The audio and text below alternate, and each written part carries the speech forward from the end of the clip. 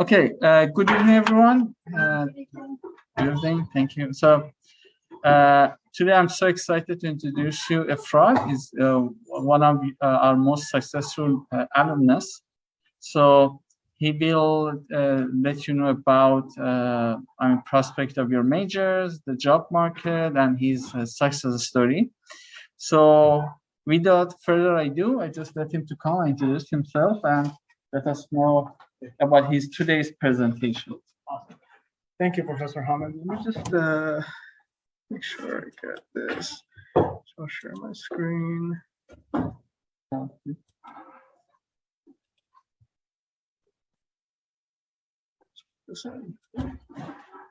awesome.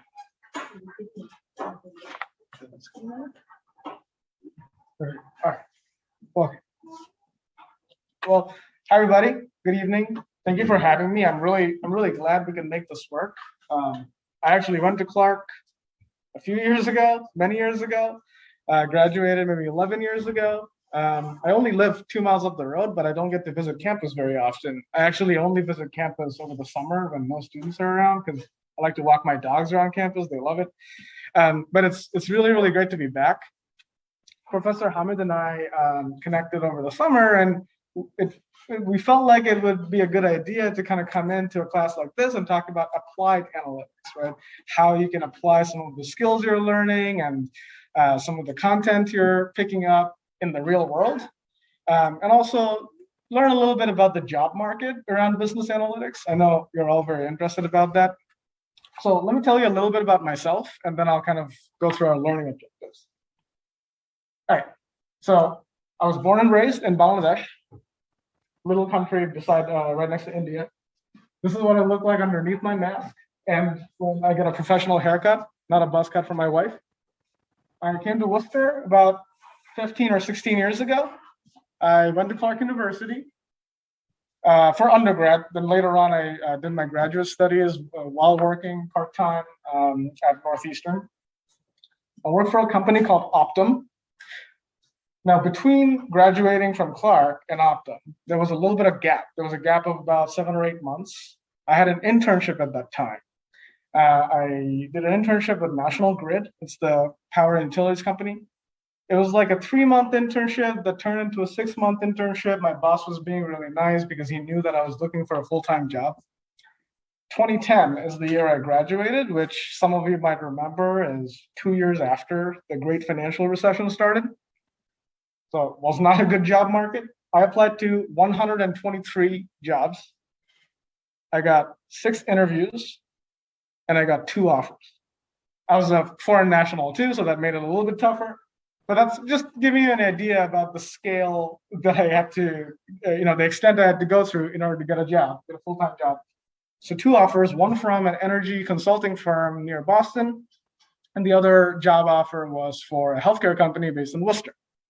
So I thought about it a lot, chose Worcester, and here I've been ever since. I live in Worcester with my family that comprises of my wife and my 2 dogs over there, Liam and Figgy. A little bit about me. So what am I doing here? Why am I here? I want to go through some learning objectives. So I work in healthcare, have been for about 11 years now. So I want to tell you a little bit about how the US healthcare system works. You'll need that background in order to kind of understand the applied analytics piece of it. So we'll talk about why we need data analytics in the healthcare industry. I want to show you some examples. I know you've been working on data visualizations and statistical analysis quite a bit. So I'll show you some examples of visualizations and problem statements that can be solved using analytics in the industry. But most importantly, I want to connect the dots with the profession of healthcare. I know that many of you, maybe some of you are already employed, maybe many of you are going to be looking for jobs in the future. So I really want you to kind of think about and keep thinking about the profession of healthcare and if it's something that you're actually going to be interested in after you graduate from your program. Also, just to be like perfectly honest here, many of you may be graduating and looking for a job without much experience behind your back, right? Some of you might have internships, some of you may not have any internships or any work experience. That's okay.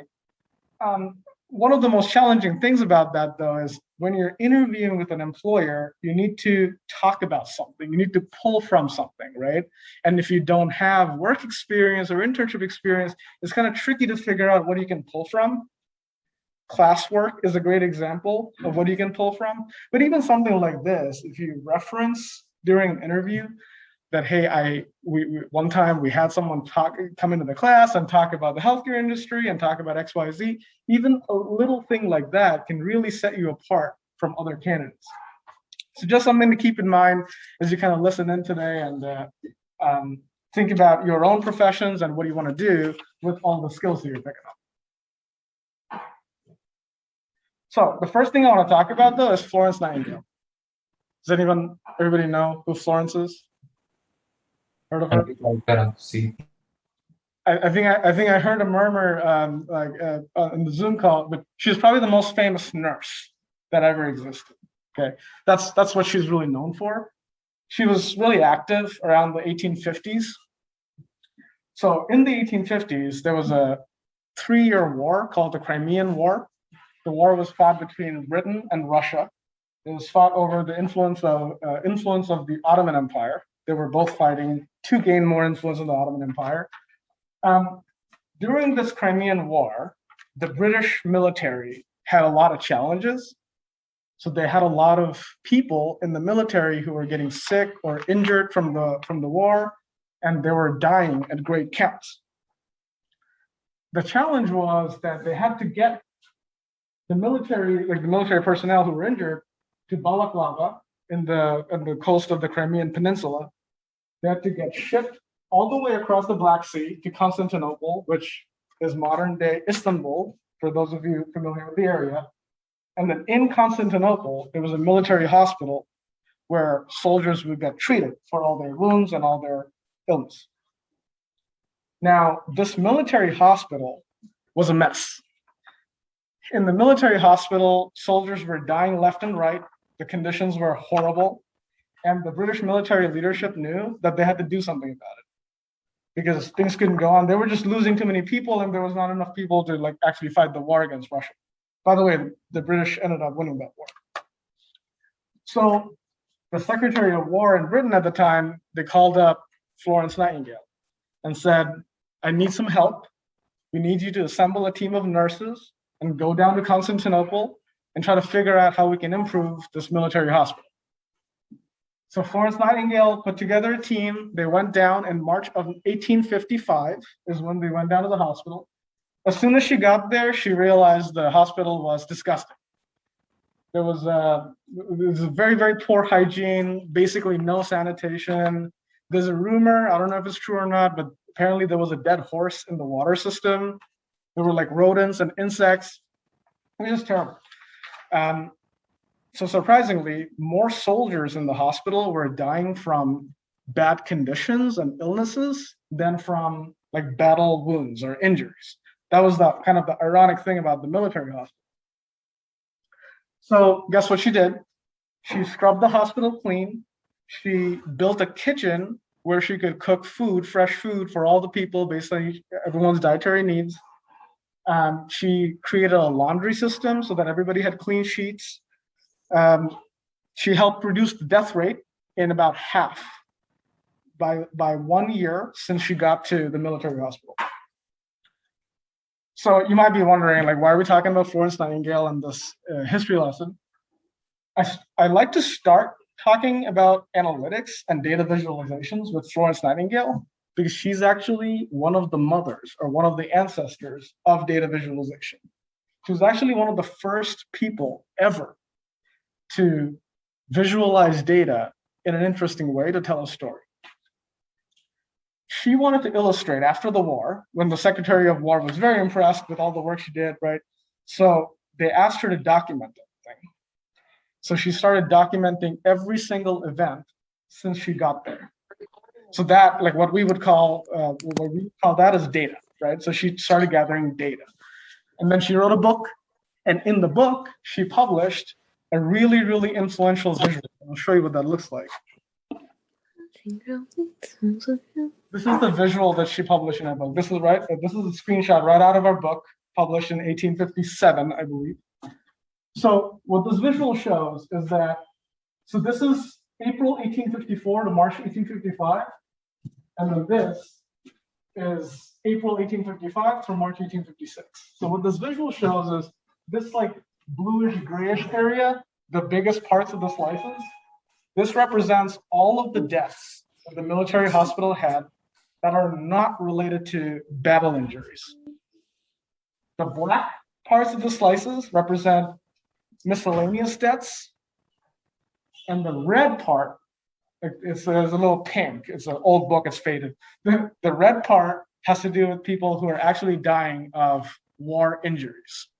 So ironically, at this military hospital, the biggest cause of death was from preventable causes, not necessarily due to war, and the littlest cause of death was due to war. So what she showed during this through this visual is how that progressed over time. And as soon as she arrived in March 1855, you can see the slices changing dramatically, right? The bluish grayish parts are really crunched now. And then the red parts are drawn because, as you expect, at a military hospital, more people are dying from war-related injuries and not preventable causes. Now, anybody who's worked a lot with data visualization, you can probably sense that this is a little bit skewed, right? She probably like played around with the scale a little bit in clever ways to make it look like she had a more dramatic impact than she actually did. But what's the more important part here is that she's one of the first ones who used healthcare data to visualize what kind of impact she was having and thus tell a story. And this is why I like to start this session by talking about Florence Nightingale to understand where data visualization in healthcare came from. Does that make sense? So now, fast forward to 2021, let's talk a little bit about the US healthcare system. Many of you have had exposure to the US healthcare system, maybe because you accessed a doctor over here, accessed a hospital. Many of you have never encountered the US healthcare system. So I want to give you, like everybody, a 10-minute crash course on what the healthcare system looks like. It's not great. This is a spoiler alert. Who are the players in the US healthcare system? Insurance companies. These are insurance firms or health plans that provide coverage to people for health conditions. Government is a huge player in the healthcare space. They provide plans like Medicare and Medicaid. Healthcare providers, obviously doctors and nurses, they're obviously key players in the healthcare space.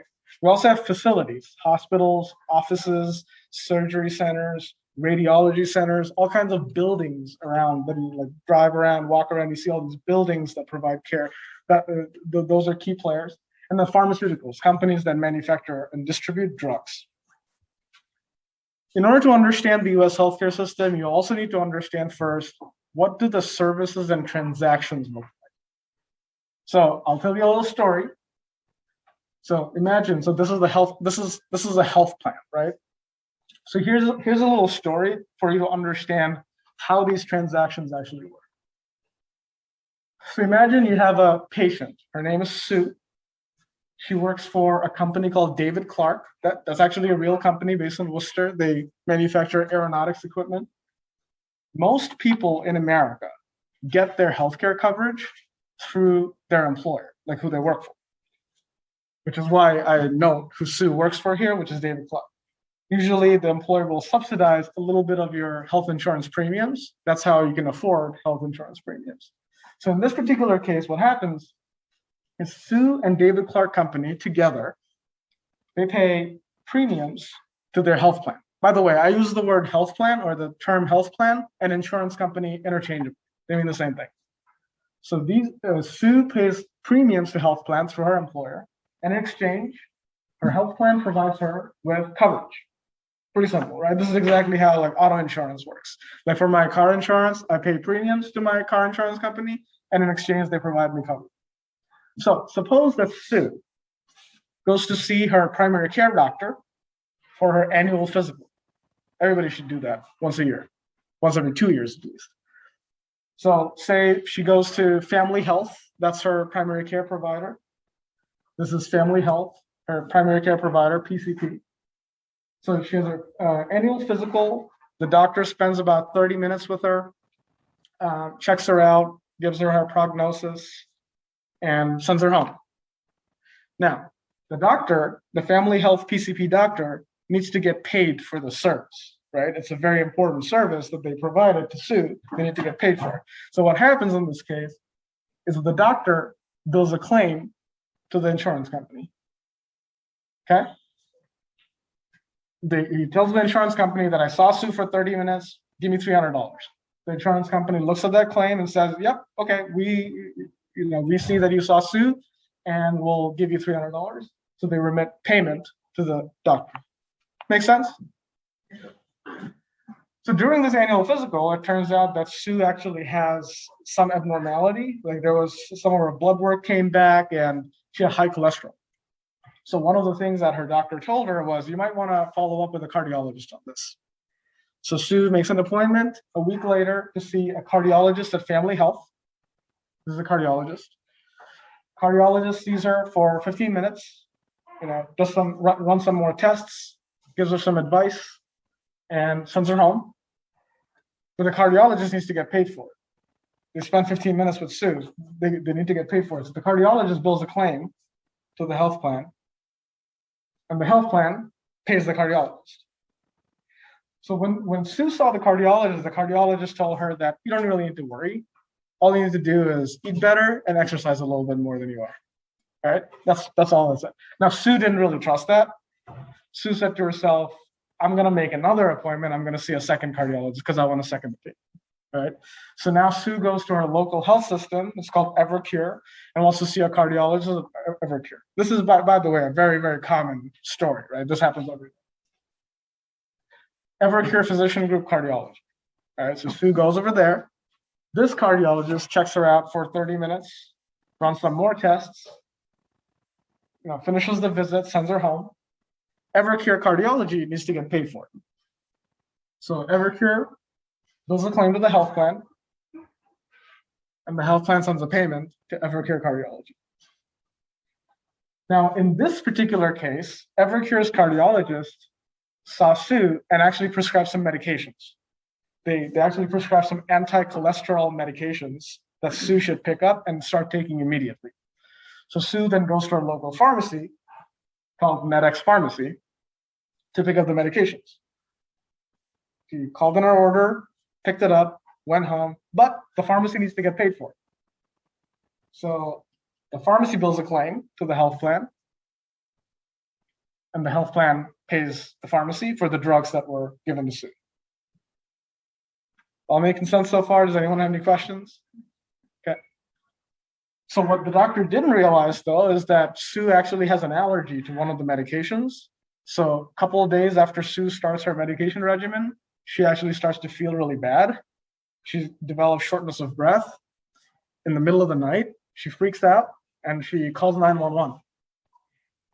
So 911 is called. The ambulance shows up to her house, lifesaver ambulance, comes to Sue's house, picks her up, takes her to the hospital. But the ambulance needs to get paid for it, right? So the ambulance bills a claim to the health plan, and the health plan pays the ambulance. Okay. So the ambulance took her to the hospital, right? So now Sue has now shown up to the emergency room at Evercare Hospital. This is Evercare's ER. And the physician at Evercare checks her out. Thankfully, Sue didn't have to wait very long, but they take in Sue, they keep her there for a couple hours, run some more tests, make sure that her medications are reconciled, and observes her for a couple hours and then sends her home. Thankfully, Sue's okay. But the emergency room physician needs to get paid for it. So the emergency room physician bills a claim to the health plan, and the health plan pays the emergency room physician. Now, in this particular case, this is a little bit different than the rest because Sue's now in a hospital. Whenever you're in a hospital, the hospital itself needs to get paid. The building isn't free, right? The building is there 24/7 to serve the community. The building costs a lot of money. So the building, meaning the hospital, files a claim to the health plan, and the health plan pays the hospital. So that was a double whammy visit, right? Because there's the physician that needs to get paid for their services, and the hospital needs to get paid for existing and providing services to the community. So this picture that you're looking at here, this is happening every minute, every hour, every week, every month, every year in the US healthcare system. All right. This is important to understand, not just as context as to how analytics is applied in healthcare and how the healthcare industry works, and learning some of the players, but this is also important, especially for you all, because as you can imagine, every time a service is rendered, every time a transaction occurs, data is created. So as soon as Sue went to a cardiologist and the cardiologist dropped a claim, that claim becomes data. When Sue went to pick up the drug and the pharmacy filed a claim, that becomes data. So now imagine this at scale with 10 million patients. You basically have data on medical services and pharmaceutical services that patients are getting for a population of 10 million people. And you can actually use that data to derive all kinds of insights. Where are there inefficiencies in the healthcare system? What kind of care are patients are getting? What kind of diseases do patients have? What types of drugs are patients taking? Which hospitals are doing better than other hospitals, right? This is one of the main reasons why I go through this picture, because this picture provides a pretty good overview of how the healthcare system works, and it also tells you where data comes from, all right? By the way, in some cases, the government acts as the insurance company. So the picture is exactly the same, except for where does government get premiums? We all pay taxes. So the government gets taxes from the masses. That's how they fund programs like Medicare and Medicaid. And in exchange, government provides coverage to people like Sue or people who need Medicare and Medicaid. These programs are typically constrained to the elderly or folks who are lower income or disabled or have some other special circumstances that may qualify for Medicare and Medicaid. Looking at the entire US healthcare system, this is how they're split up. Just over half of Americans are insured through private companies. 15% is insured through Medicare and the military. About 19% on Medicaid, and 9% are insured by nobody. They're uninsured. This 9% used to be about 20% 10 years ago. Now it's 9%. Any guesses as to what changed 10 years ago? Obamacare. Yeah, I think you said Barack Obama. Yeah, you're both right. It was Obamacare, but more formally known as the Affordable Care Act. It's radically increasing, access to insurance coverage for all Americans. I do want to spare a second to talk about who's getting medical care, right? Like medical care seems really specific to people who have conditions, right? Important to realize that there's a lot of different types of people who are actually getting care. Like you have healthy patients who are getting annual physicals. You have infants who have special needs. You have patients who have chronic diseases like hypertension or pneumonia or diabetes. You have frail elderly patients. We have a lot of them in America, right? Who are maintaining degenerative diseases. You have athletes. You have patients who get into like life-threatening emergencies like gunshot wounds or car accidents. You have patients who have kidney disease who are looking for transplants. There's a whole variety of people who are seeking care from the American healthcare system every day. All of what I was talking about might sound very kind of esoteric, right? And ambiguous, but actually like they're all around us. I wanted to give you a couple of examples. I don't work for any of these companies, but some of the players that we discussed recently. St. Vincent Hospital is a local health system, right? They have an emergency care, they have an ICU, they have a lot of beds for people who need to stay overnight. We have Reliant Medical Group, which is a multi-specialty physician group. They have a lot of urgent care facilities. Then you have Tufts Health Plan, which is an insurance company. They carry commercial as well as government products.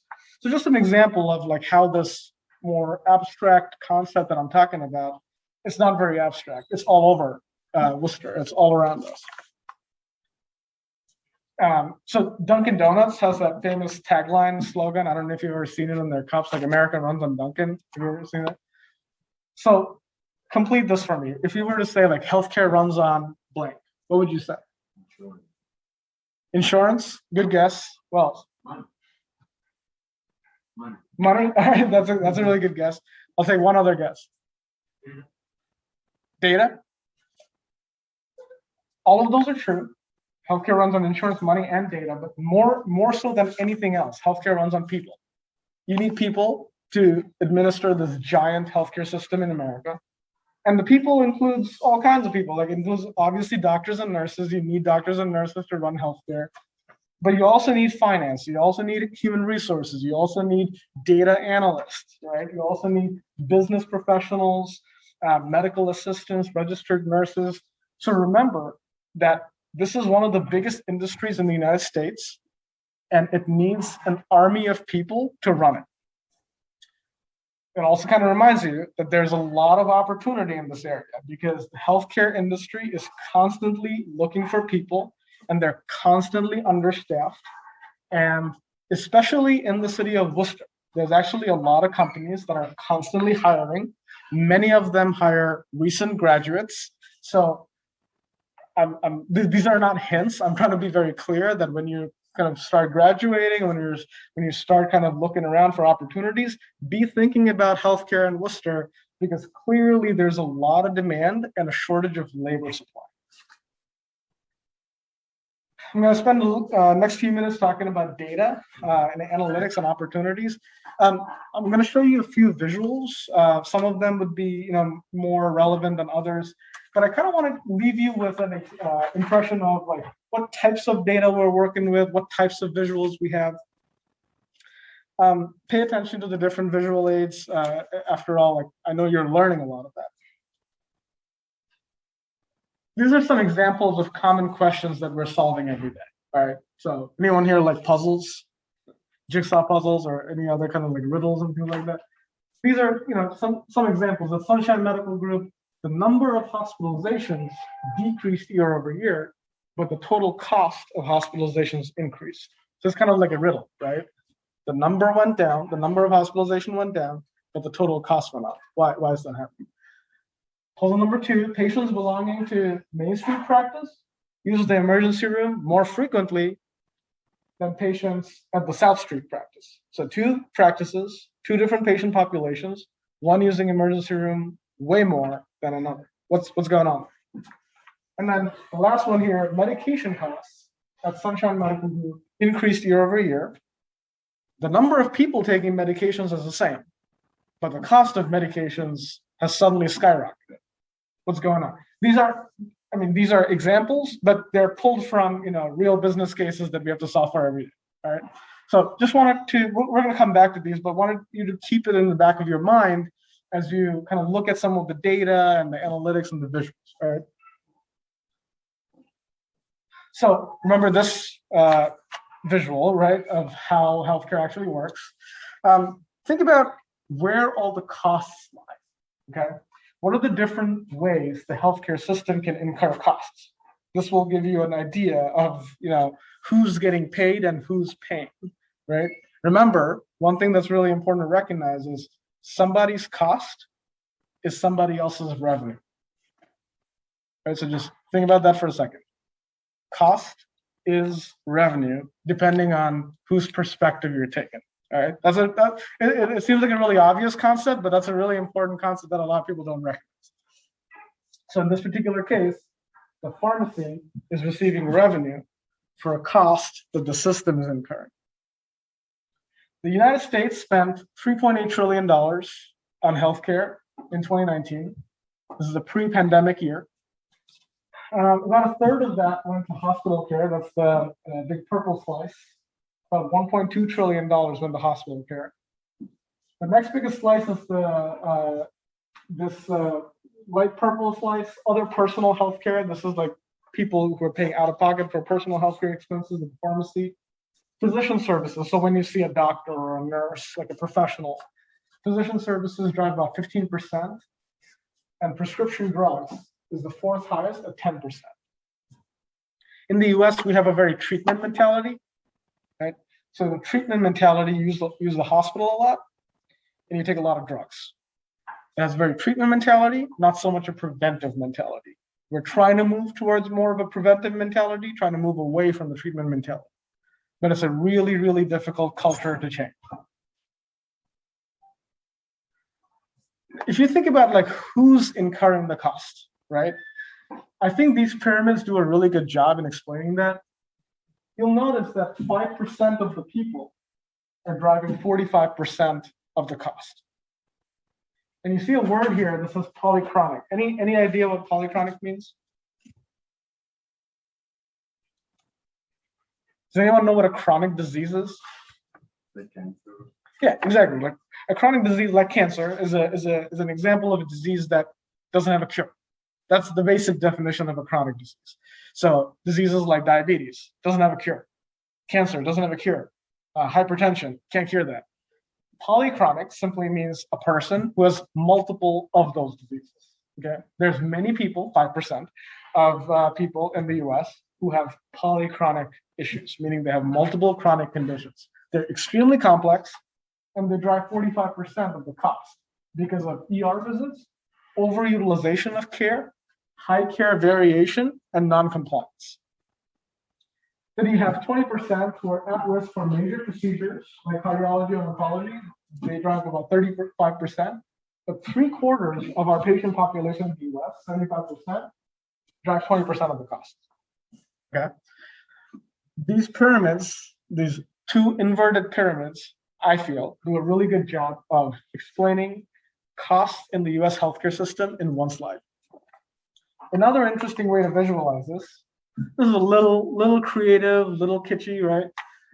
But complex chronic patients, 5% of the population, drive 8.2 times the number of dollars as a healthy patient. That makes sense?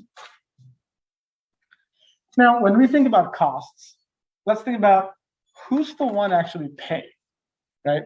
In a lot of cases, the insurance company is paying, right? But not always. So let's look at these two charts over here. So this, the blue section represents 1970, 50 years ago. The green section represents 2019. So as you see in the blue section, people paying out of pocket, like me just going to get care, just paying out of my own pocket, right? Represents about 33%. So just about a third paying out of pocket. Whereas in 2019, it's only 10%.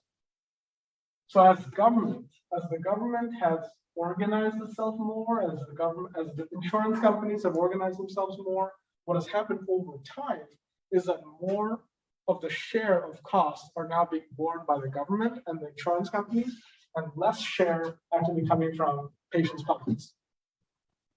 Now, this is in complete contrast to what you're going to see in the next slide, which is how much patients are paying out of pocket over time.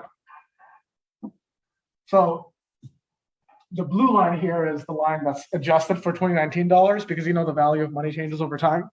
So this end of the graph represents 1970. This end of the graph represents 2019. So in 1970, the average patient was spending $600 out of pocket. By 2019, they're spending over double that amount. Any idea why this could be happening?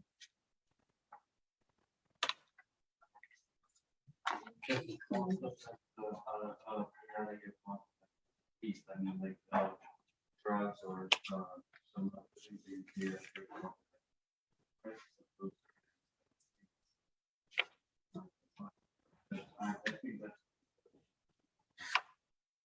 Prices of services increasing. That's a really viable explanation.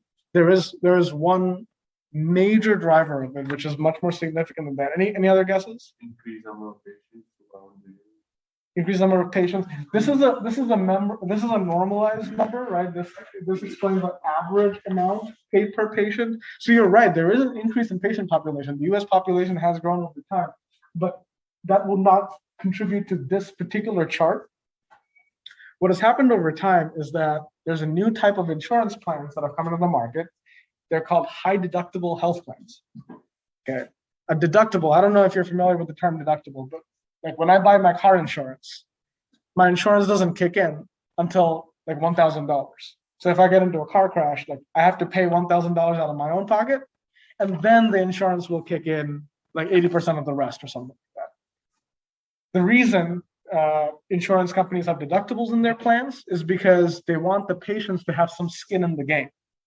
They want the car driver to have some skin in the game, right? Because if everything was covered by insurance, I would be very reckless in terms of how I drive, right? But because I know that I got to pay $10,000 or $1,000, like if I get into a car crash, I'll be extra careful.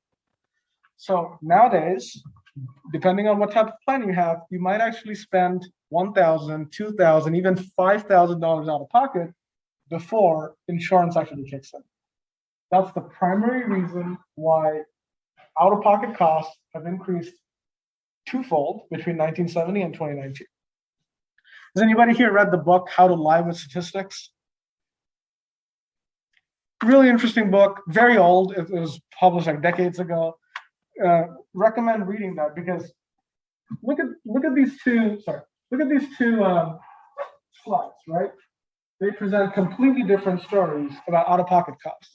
So you can imagine that advocates on either side of the table, right? Advocates for patients versus advocates for insurance companies. They can present the exact same data, but visualize it in two completely different ways to tell two completely different stories. So advocates for insurance companies might show this. Look, the share of out-of-pocket costs have fallen dramatically over time. Advocates for patients would show this. Look, the total average dollars the patients are paying have doubled over time. So as you kind of learn about visualizations and statistical analysis, just remember, I'm sure you've gone through this already, but remember that responsible ways of showing data is really, really important because the same data can tell multiple stories and we have to understand what's fact versus fiction. Let's talk about Massachusetts a little bit, all right? So I'm gonna, bring it a little local at this point. So in Massachusetts, thankfully, incomes generally have been rising. So between 2016 and 2018, the median income went from $95,000 to $101,000 per household. That's good news, right? We want wealth to increase across the state. So there was about a 5% jump in wealth between 2016 and 2018. However, the cost of healthcare has been increasing way higher than wealth. So for every incremental dollar that the household is earning, about 39 cents of that dollar is actually going to healthcare. 23 cents is going to taxes. So out of every dollar that you're earning, 38 cents is actually your take-home pay. So despite the fact that in the state of Massachusetts, wealth is increasing, household incomes are increasing, which is a good thing, people are recognizing a very small share of it because healthcare costs are increasing so rapidly. I think this is, by the way, a really neat way to show how your dollar breaks down, right? Again, like we talked a little bit about cost versus revenue. Depending on which side you're looking at, some side might look at it as cost, and another side might look at it as revenue. This is another, I'll probably take about a couple minutes to wrap up here, maybe 3 minutes to wrap up. This is another example of how hospital billing has changed over time. The way hospitals get paid is when you come in with a condition, say COPD or hypertension or something, the hospital will send a bill to the insurance plan, as we now know, billing for a hypertension, billing for a pulmonary disease. However, when they do that, they can actually bill different levels of seriousness, different levels of severity, because your pulmonary disease might look very different than my pulmonary disease, right? Because some of these chronic diseases have a progression, right? Some are more complex than others. So in 2013, only 3% of pulmonary disease was billed with the highest level of severity. So only 3% of the patients coming in 2013 had the most severe kind of pulmonary disease. By 2018, of admissions have the most severe kind of pulmonary disease. The lowest severity diseases, the lowest severity pulmonary diseases have dramatically decreased over time. What do you think is driving this?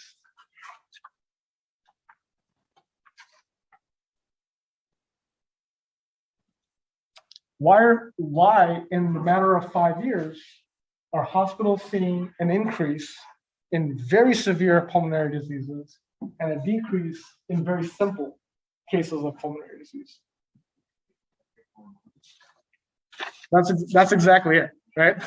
So over time, maybe in the population, depending on the air quality and depending on your lifestyle and everything, maybe in the population something is changing, which is causing more severe pulmonary disease bouts in people. But really what's happening is hospitals are learning to code, right? They're learning to bill better. They're learning their revenue cycles more closely. So where they have the opportunity, they're now coding the higher severity ones so that they get paid appropriately. So this is another really neat visual that shows how healthcare costs have progressed over time. Let's look at pharmacy costs. I'm not going to spend too much time on. I do want to show you a couple of, I can't leave this classroom without talking about COVID-19, right? So impact of COVID-19.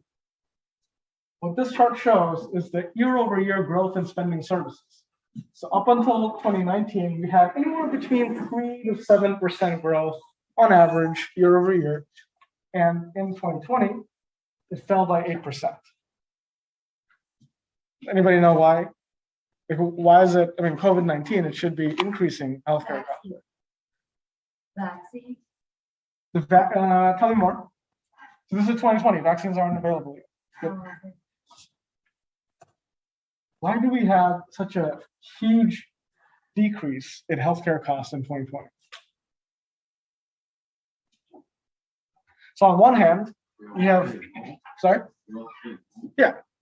So that's exactly it. On one hand, you have more people go to the hospital because of COVID-19, right? But a vast majority of patients who did not get COVID-19 or got milder versions of COVID-19 stayed home and avoided the hospital like it was the plague, literally, right? So many people deferred or avoided services. So as a whole, the healthcare system saw their best year yet in terms of healthcare costs, right? Of course, it was a huge strain on resources, and COVID-19 is not wished upon anybody. But the amount of healthcare cost growth in 2020 was negative for the first time ever since the modernization of the US healthcare system. Now, is that a good thing? Obviously not, because if you look at this chart that was published by PwC, a lot of the deferred care, a lot of the things that people avoided, like knee surgery, like imaging, like a preventive cancer screening, a lot of the stuff that people didn't go to the hospital for, is that a good thing? No. We're going to pay for this later on, right?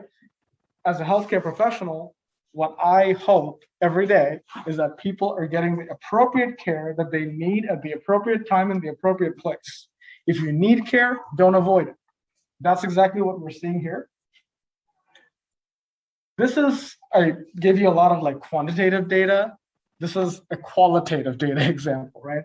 This is based on a survey of 1,000 clinicians, physicians and nurses.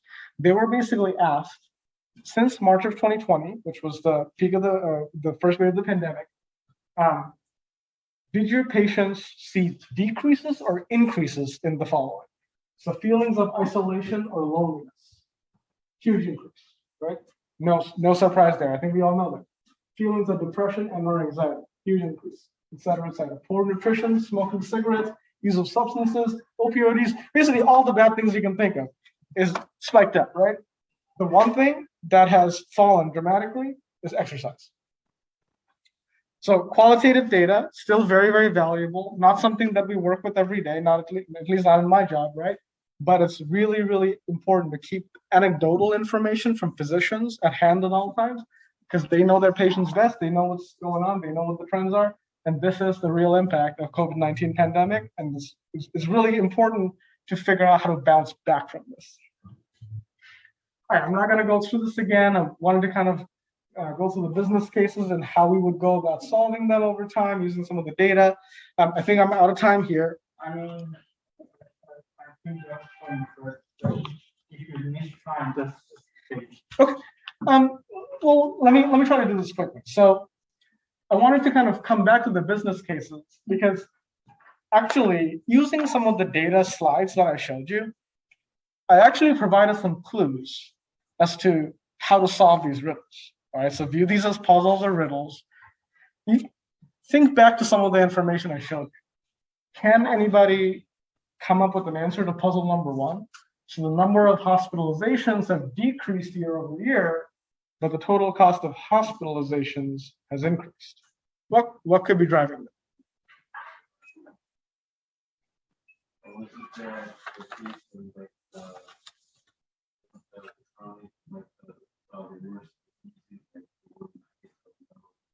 Yeah, that's exactly it. So I gave you the clue with this slide, right?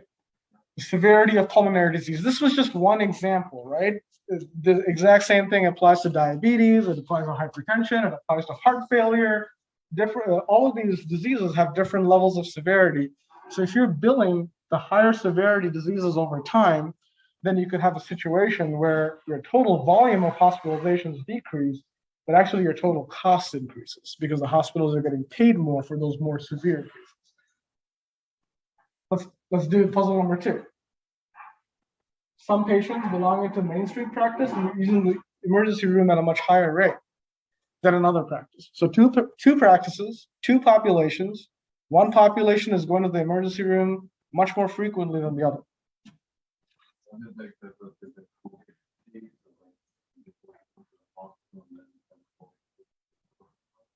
Good question. Now, this is at the same time, right? So, I don't know, like suppose this is 2019 or 2021, I don't know, but it's at the same time. So let's assume that the environment around them is similar.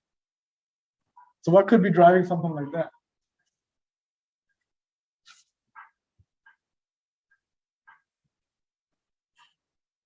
Remember this slide. So a very, very specific population within your entire patient population drives the majority of your cost. So when we actually encountered this problem in my team, actually, we realized that some of the patients at Main Street practice, I'm making up the name of the practice, obviously, some of the patients at the Main Street practice were actually going to the emergency room 10, 20, 30, 40, 50 times in a span of 6 months. So you might ask yourself, like, why are people going to the emergency room like 50 times? And it's like almost every other day, right? Well, it turns out these patients are polychronic. They have a lot of diseases that are not well maintained. They're extremely poor. Some of them are homeless. Some of them have severe alcohol use and opioid use disorder.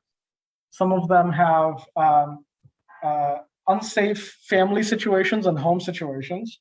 And in fact, a lot of these patients feel safest when they go to the emergency room. I feel safest when I'm at home. But there are many people in our society who feel safer in the emergency room than they feel on the streets or where they live. Okay, that is a sad reality of how our society has failed a lot of people, and it's hitting the healthcare system as a result. The last puzzle, medication costs. We didn't talk about medication costs too much. Medication costs for Sunshine Medical Group increased year over year despite no change in the number of patients getting medication. Any guesses?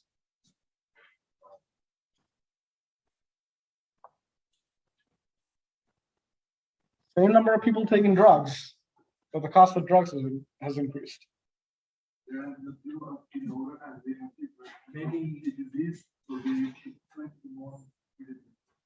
Yeah, basically yes. So there's actually, going back to the drug slide. Let me go back there for a second.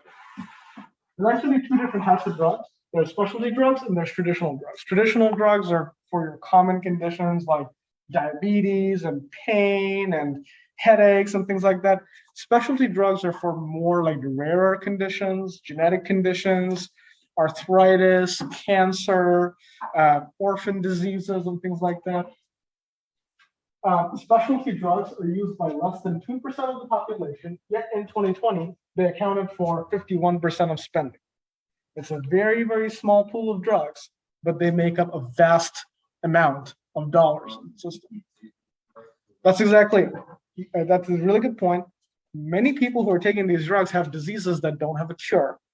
So they're basically classified as maintenance therapies. I basically need to take this drug to keep on living every day. That's basically the nature of these drugs. So something like this could cause a situation where you have the same number of people taking the drugs year over year, but the costs are going up significantly. By the way, side note about drugs, the analysis of drug costs and the efficacy of drugs, how much value they're bringing into patients' lives, what's the drug worth? These are really, really important, almost like moral and ethical questions. And there's a whole kind of subfield of analytics dedicated to this. It's called pharmacoeconomics. Really, really, really interesting. I couldn't recommend it enough. Sometimes I wish I went into pharmacoeconomics. All right, so this was the answer to puzzle number 3. So you all did really well. I think like you retained the information that I showed you really well. So I'll wrap up here, but I'll kind of emphasize again, who runs healthcare, right? Healthcare runs on people. And how do you think these puzzles are getting solved every day? It's being solved by business analysts, right? Healthcare analysts, healthcare economists, data analysts, like yourself. Many of them have gone through programs like you have. The advantage you have is that there's not a lot of business analytics programs like 20 years ago, right? So you actually are graduating with a competitive advantage over a lot of people that you've actually studied in school. There's a lot of healthcare companies right here in Worcester. So I hope like this presentation kind of piqued your interest in the industry a little bit and gave you a little bit more education on what healthcare actually is and how it runs and who needs you. I will be coming back if time allows in October with some real like raw data that you can actually play around with and do interesting things with. I'll go through that more as time allows.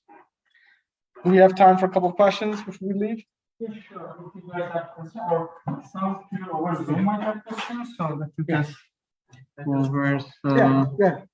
So for the nearly Sure. I mean, 1% of the cost of special grant, I think that this is also the recent years the researchers improved a lot of extended cost for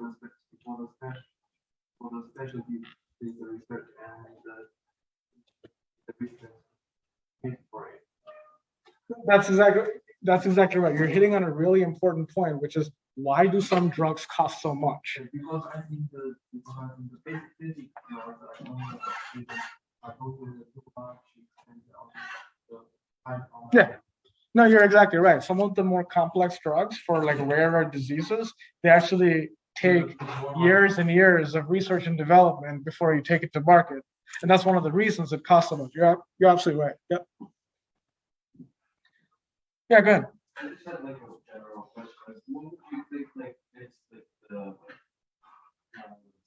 cause of like the state of like the issues that we have with like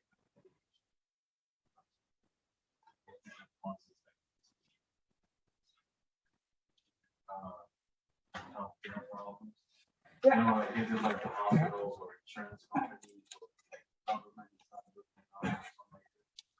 Yeah, I mean, you asked a question that'll take a couple of days to answer, right? But I'll give you like a 30-second answer to that. We have a treatment culture here, which is extremely difficult to change. So I'm going to leave it at that. I don't know how to solve that problem, but it is a culture that we've created over time. The other thing I'll say is the US is one of the very few countries where the government doesn't actually negotiate drug prices. So you've all heard about the FDA, the Food and Drug Administration. They've obviously become celebrities since COVID-19 came along, right? Whenever the FDA evaluates a new medication, it's never on cost. The FDA always evaluates a new medication based on efficacy and other kind of generally accepted principles like quality adjusted life years that a drug can extend for a patient, right? It's always in the clinical efficacy of the drug. On one hand, that's a good thing, right? That's what we want FDA focused on. But on the other hand, it does make US an anomaly because in other countries, most of the medication agencies, they're actually looking at both the cost as well as the efficacy. Any other questions? Do we have anything on Zoom? I don't think so. Yeah, go ahead. And then we'll wrap up here. So like one of the service that we go to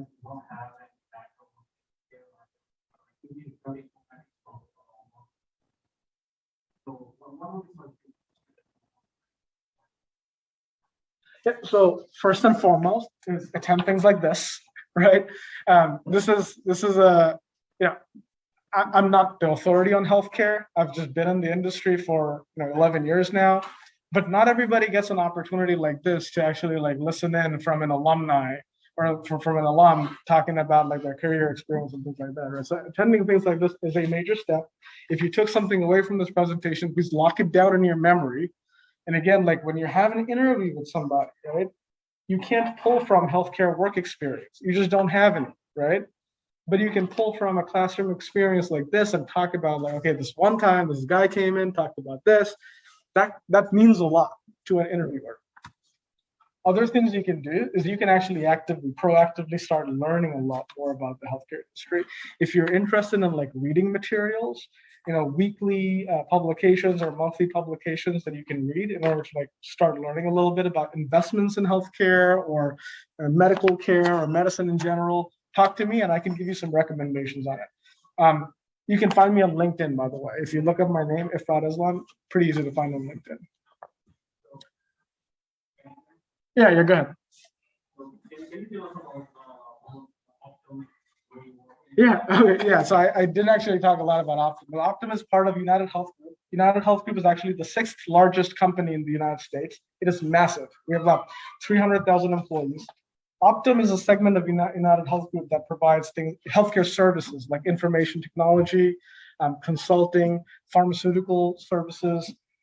We also own and operate a chain of doctors' practices across the country. So we have physician practices on the East Coast, parts of the Mountain West region, parts of the North, and the West Coast. So that's what Optum does. For non-healthcare folks, Optum is often recognized as a logo in Gillette Stadium and Fenway Park.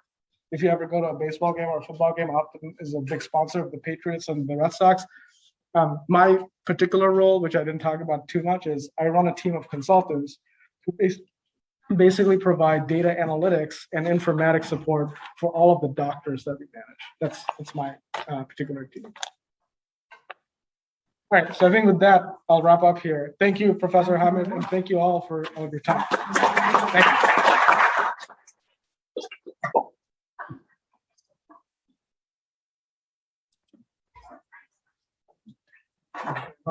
Oh, thank you. Thank you very much. I actually don't have a slide back. Thank you. I look forward to seeing you all in October. Yeah, hopefully. So as you've seen, there's some job opportunities in this area, and just look at his presentation. Thank you. So I just wanted to show you one of the good presentation that we had for the last year, and they got easy A in the class. So I think his presentation was much better than the best student presentation in the last year. So it could be give you some insight how you want to present for your final project.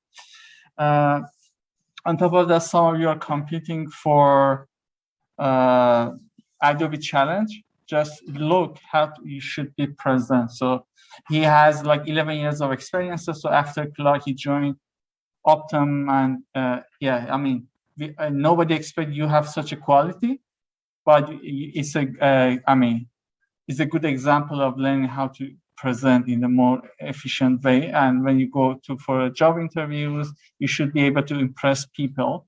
I think he was really impressive. His presentation skills was so great.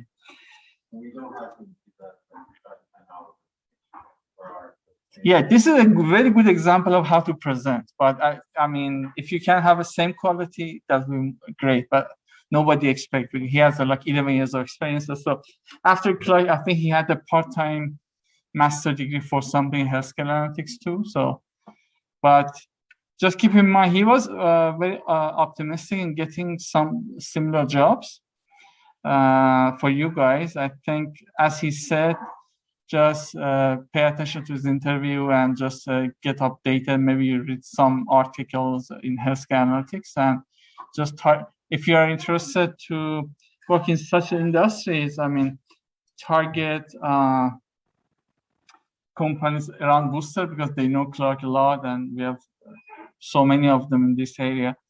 On top of that, I recommend to learn something about in R programming. So it's a language of healthcare analytics. So, and if you already know Python, R should be super easy. So in my point of view, you spend like 1 week of learning R, that would be great. And also, have you received my email about questions people may ask in the interviews? So let's say, I mean, you don't have to just go over all of those questions. Let's say you apply for a company and they ask you, next week we have an interview. And some of the job specification might be related to data analytics, healthcare, or programming. So if you go through Indeed.com, you might find so many good questions. So you can read those questions. They may change it, but they give you most common questions that some companies might ask from you. Even I remember early this semester, I introduced some of your friends to a company in this area, and they asked them so many basic Python questions. For example, how to import the data, how to like show a pie chart, bar chart. So in some companies, maybe they never ask you R programming, but if they ask you, just, I think from now, if you're interested to work in this industry, try to learn something in R. I'm pretty sure you have some courses that they taught you something. But then if in the job interview, ahead of time, they may ask you what they need. So you can just go over some interview questions, see what they might ask from you. Some companies actually have very basic job levels. Maybe they don't ask you too much, but usually if you target, I'm more specific with some startups and some even mid-sized companies, they might ask you some hard questions. I have some, I did an interview for Google, and I remember after saying, hello, how are you? They asked me, okay, make a for loop and just bring this and make it like median of a column or something like that. So yeah, most likely most of the position, they might ask you some practical questions. So just get prepared ahead of time. Yeah, I mean, I'm glad you spent a lot of time for his presentation, because some of you, I think many of you should at least look for an internship, because I think you guys spend at least 2 semesters. So for American students, they always might look for internship, but for international students, you should at least have 2 semesters. So most likely before this course, you already had 2 semesters. So yeah. Again, I think we have a career center. I talked with one of the staff today, and she said they provide some good resources. Even they could connect you to the previous alumni, so you can ask them about some companies and what they expect from you guys for the position or for the interview.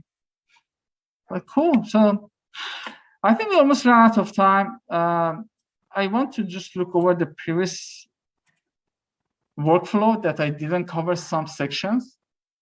As I said, you just have 10 minutes, but you don't have to have all of this for your project. Even sometimes you Google for some workflows, and you might use it in for your project, but you don't have all of the sections or all of the modules. Maybe based on your specific project, you don't have to sum of it. For example, let me just go for some of them I didn't cover. So we had this 2 data entry modules. Then we joined based on the common column, which was brand names. So I didn't cover this section. It's for making math formula. Let me just reset it. So when I click reset, get yellow. So let me double click.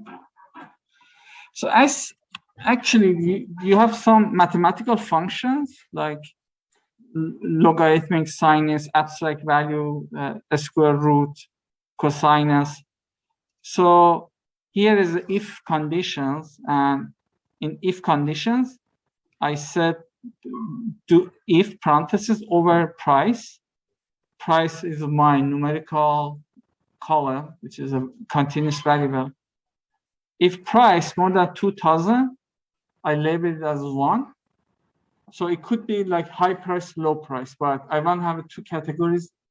over 2,000, 20,000, less than 20,000. And I want to keep it as a numeric, so I just have one category 1 and a 0.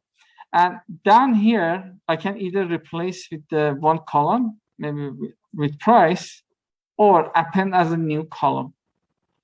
And I just put the arbitrary name, price evaluation. So the goal for math formula module is just for driving a new variable using some mathematical calculations over the previous column that you have.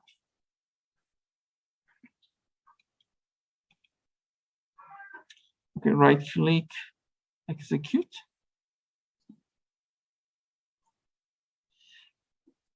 Okay, now I have 4 visualizations. I'm pretty sure if you want to do it through Tableau, it's much easier and faster. First one is box plot. So box plot is just for showing outliers, first quartile, second quartile, third quartile. So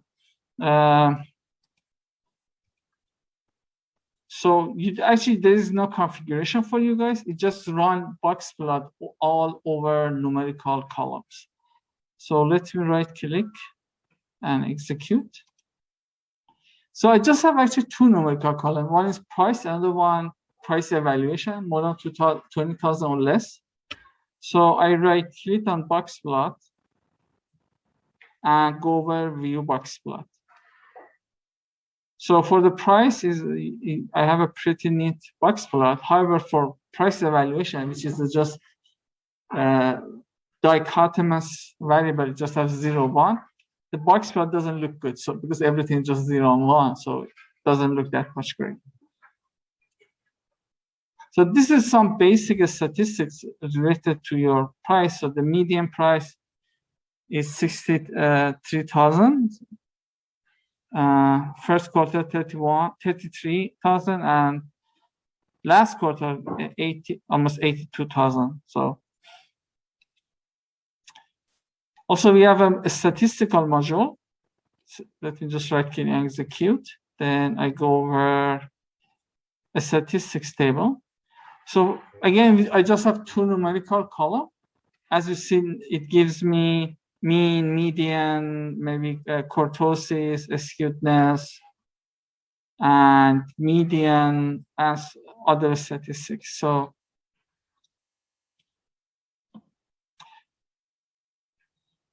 a part of your project might be you need to talk about your variables. So here I don't have too much of variables, but maybe for your project, you need to talk about the median, max, and maybe you can talk about the range of your variables. Like as Ifrad was talking about some figures. For example, look at the price evaluation. That it's a new variable that I created math formula. So it seems most of my cars are in the high price, more than 20,000.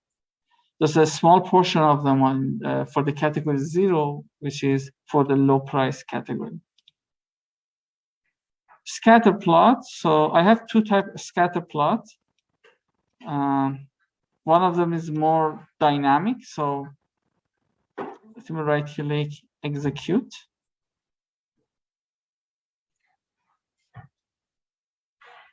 Again, right click. And I go to interactive view scatter plot.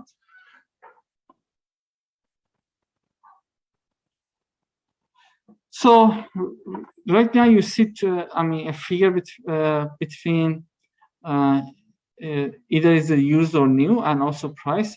Pretty clear that used cars are much cheaper than new cars. You can play with these arrows and just go to different sections of your figures. But more importantly, here you can just change the X and Y's. So you want to make it maybe, let's say, brand versus price. It isn't just all brands have different price types. So let me just go with price evaluation. This is still both are in both category. Maybe price and sold. Let's just change it. So price again, it's not the contributing variable because for price and sold, it's all around the figure. So I think maybe price and use and new makes more sense. So depending on your project, here you can find some correlations and how price and type of your car in terms of use or new might affect your price. I have another scatter plot, which basically there's a lot of similarities. So again, right click, execute, and right click, view scatter plot. As you see, it just shows relationship between X and Y variables. So in column selection, I can just change between my variables. For example, for X, let's be again price versus used or new. So not big differences between these two types of scatter plot, but I think the earlier one has more advanced visualization, so you have more control. Any questions so far? I think nothing much. You should run a project. So here just a imaginary project, so maybe sometimes it doesn't look that much good. Okay. I have a question regarding the project. Uh-huh. And so we submitted our first deliverables on 23rd. So is there a way to you could review everybody's and give us like feedback before we move on to the next deliverable, so that we know if there is any error, we can eliminate it in the start rather than Yeah, definitely. And also we have I just found a TA, so his information is over your syllabus, and I think his office hours is tomorrow, so he's he's working in the computer lab, also over Zoom. So if just see if which type of meeting with him makes more sense, so you can email him or basically just show up during his office hour. I think it's tomorrow from 12 to 14. Okay. So we can ask him regarding a project or anything like. I think it's better to ask him more about softwares and assignments. For project, I think I'm a better one to comment on your project.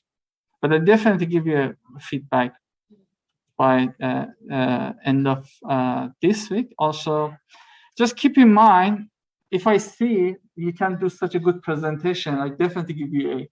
So you have so many assignments, you might have learning a lot of projects, so a lot of software tools, and you have a final exam. But the point is, you should be able to get a job. So you have so much skills and to convince everyone that you are a good fit. So as a part that Ifrad said, some of it needs some background knowledge. So like about healthcare, when you do interview, instead of just looking at the interviewer and smile at his or her face, then we can give some feedbacks about the healthcare system that they love. Just the last module I didn't cover, I think last time, is color manager. So it's nothing just differentiating the rows based on different colors. So it's not actually a practical module. Let me just double click. I just said, look over the sold variable.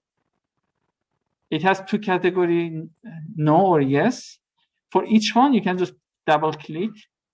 Oh, this version is changed. So for each one, just select this and just come here. You can change the color.